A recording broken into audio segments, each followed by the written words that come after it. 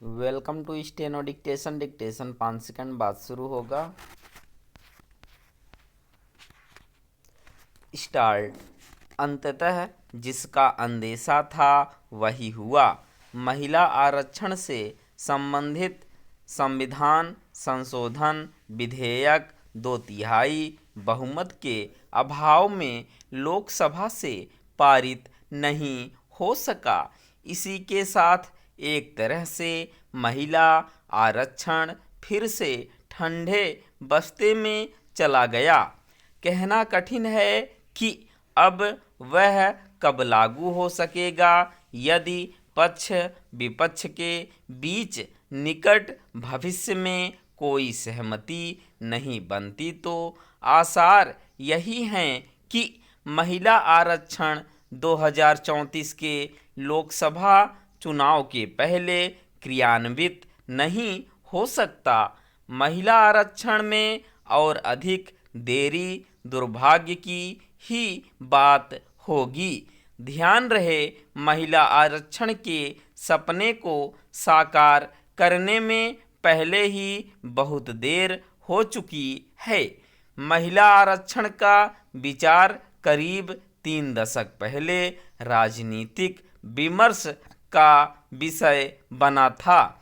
इसके बाद सभी दल महिला आरक्षण के पक्ष में बातें तो करते रहें, लेकिन वे उसके लिए मन से तैयार नहीं हुए। इसी कारण महिला आरक्षण संबंधी विधेयक कई बार संसद में पेश होने के बावजूद आगे नहीं बढ़ सका। अंततः 2023 में वह सभी दलों की सहमति से पारित तो हुआ, पर इस प्राविधान के साथ कि उसे 2029 के आम चुनाव में लागू किया जाएगा। इसका कारण 2021 में होने वाली जनगणना में विलंब होना रहा। चूंकि नई जनगणना अब जाकर शुरू हुई है और उसके नतीजे आने में समय लगेगा, इसलिए मोदी सरकार ने अगले आम चुनावों से ही महिला आरक्षण को प्रभावी बनाने और विपक्ष की आपत्तियों को दूर करने के लिए यह फार्मूला रखा कि सभी राज्यों की लोकसभा सीटों की संख्या में 50% की वृद्धि करके महिला आरक्षण को लागू किया जाए। पता नहीं क्यों विपक्ष को सभी राज्यों की लोकसभा सीटों में 50% की वृद्धि का फार्मूला रास नहीं आया, जबकि इससे किसी भी राज्य और विशेष रूप से दक्षिण के राज्यों के राजनीतिक हितों की कोई क्षति नहीं होने जा रही थी।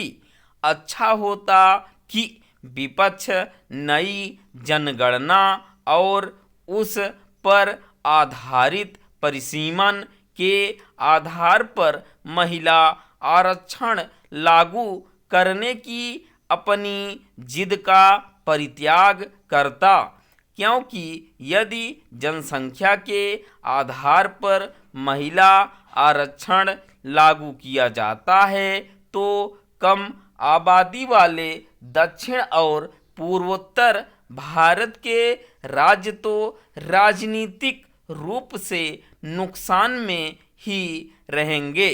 जहां तक विपक्ष की यह मांग है कि महिला आरक्षण में विभिन्न वर्गों के लिए अलग से आरक्षण लागू किया जाए, तो इसकी अनदेखी नहीं की जा सकती कि 2023 में ऐसी कोई मांग नहीं की गई थी।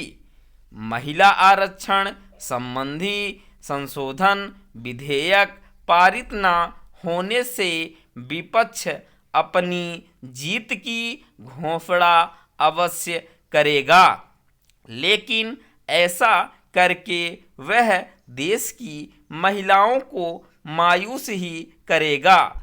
निश्चित रूप से सत्य पक्ष को झटका लगा है, लेकिन उसे यह प्रचार करने का अवसर हाथ में लगा है कि विपक्ष ने महिला आरक्षण लागू नहीं होने दिया और इस तरह आधी आबादी की आशाओं पर तुषारपात किया। स्टॉप।